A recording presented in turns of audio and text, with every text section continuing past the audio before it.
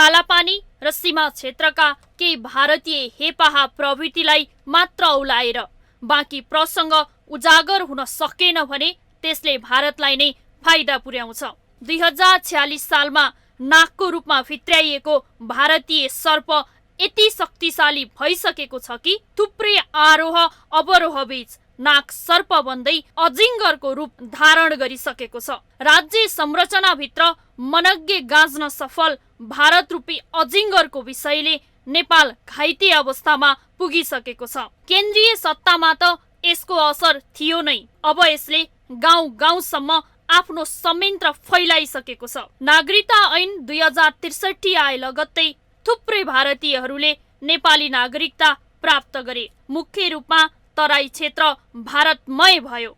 यसको परिणाम आज तराईमा नेता, ठेकेदार तथा पत्रकारको रूपमा यी प्राविधिक रूपमा नागरिकता प्राप्त गर्न सफल भारतीयहरू नै क्रियाशील छन्। यिनीहरूको मुख्य उद्देश्य भनेको राज्य संरचनालाई असफल, अव्यवस्थित र अस्तव्यस्त बनाउनु हो। आन्तरिक स्रोत र साधनको दोहन गर्नु हो। वास्तविक नेपालीहरूलाई शोषण दमन गर्दै उनीहरूलाई बोल्नै नसक्ने निरीह बनाउँदै भारतको हित अनुकूल भारतीय इसाराकै भरमा भारतकै लागि काम गर्नु हो। यो अभियानमा केही नेपालीहरूलाई पनि गम्भीर रूपमा फसाउन नागरिकताधारी नक्कली नेपालीहरू सफल देखिन्छन्। यति छोटो अवधिमै तराई क्षेत्रमा उल्लेख्य प्रभाव छाड्न सफल नक्कली नागरिकहरूको बिगी अब कहाँ गएर टुङ्गिने हो, चिन्ताको विषय बनेको छ। भारतीयहरू तराई मधेसको चिन्ता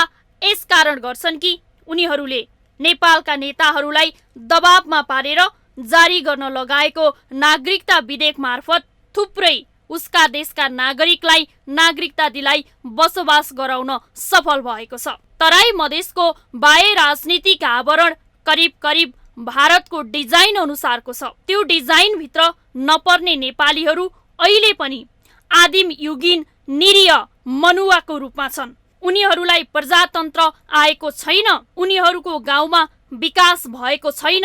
अहिले पनि उनीहरूको जाने ठाउँ त्यही पुराना मसिहाहरू नै छन्। नेपालका नक्कली नेपालीहरू अहिले पनि भारतको मतदाताको रूपमा यथावत छन्। दुवैतर्फको परिचय पत्रको आधारमा यी नागरिकहरू दुवैतर्फ क्रियाशील छन्। यस्तो अवस्थामा राज्य व्यवस्थाको हालत के होला सजिलै अनुमान गर्न सकिन्छ।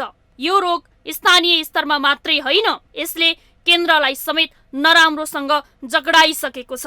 दोहोरो नागरिकतावालाको उपस्थिति केन्द्रमा समेत व्यापक बन्दै गएको प्रमाणहरू भेटिएका छन्, तर कारबाही छैन। प्रधानमन्त्रीले क्याबिनेटमा बोलेको भन्दै हुबहु शैलीमा सूचना बाहिरिन्छ, सरकार मौन रहन्छ। छानबिन हुन सक्यो भने सूचना सम्प्रेषकले देखाउने स्रोत यदि क्याबिनेटको सदस्य पो हुने हो कि? यति गम्भीर विषयको समेत छानबिन नहुनुले कमजोर राज्य व्यवस्थाको परिचय दिइरहेको छ। स्थानीय निकायदेखि केन्द्रीय सत्तासम्मलाई कामै गर्न नसक्ने वातावरणमा जक्ड्याउँदै वर्तमान नेता र नेतृत्व गणप्रति जनमानसमा तीव्र असन्तोषको वातावरण बनाउँदै राज्य व्यवस्थालाई कमजोर बनाउने भारतीय नीति अनुसार तीव्र गतिमा काम हुँदा पनि न नेपालमा नेताहरू सोच्छन् न सत्तामा बस्नेहरूलाई सोच्ने फुर्सद छ। सबै पार्टीहरूभित्र अन्तर्कलह, आन्तरिक विवाद किन यसरी बढेको छ?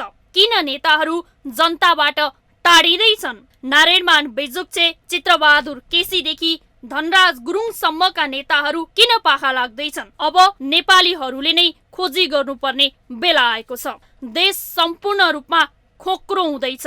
विदेशी प्रभाव कण कणमा व्याप्त हुँदैछ। क्याबिनेटको निर्णय समेत सुरक्षित गर्न नसक्ने अवस्थामा सरकार छ। यो सबै परिस्थितिलाई नसुधार्ने हो भने अब नेपालले आशातीत प्रगति होइन, निराशाजनक अवस्थाको सामना गर्नुपर्ने निश्चित छ।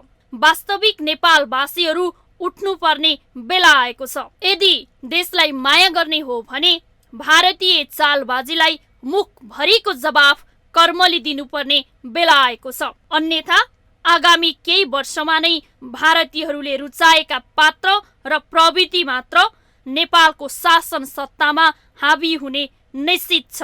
यो परिस्थितिसँगै कुनै नयाँ लेन्डुपको पुनर्जन्म भयो भने त्यसलाई अन्यथा मान्नुपर्ने छैन।